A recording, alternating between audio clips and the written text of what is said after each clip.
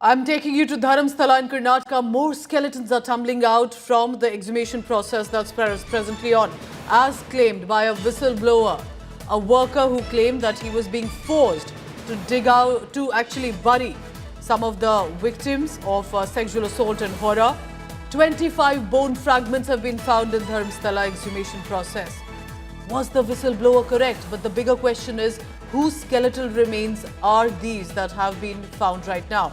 Forensic test will be done of the fragments, but it's clearly an evidence that's coming in. Does this mean that at the 6th digging site, the remains have been found?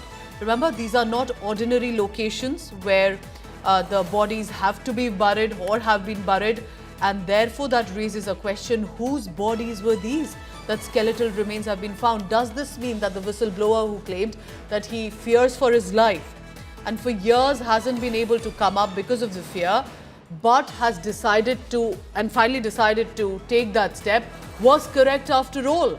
Because many had questioned his claims, and because also the claims were charging at some of the temple officials nearby. This is a temple town, so to say, and there are thousands of devotees who throng to the area. Whose skeletal remains are these? There have been parents who have come forth claiming that their daughters specifically, and when I say daughters, I mean minor age daughters, had gone missing or had been kidnapped.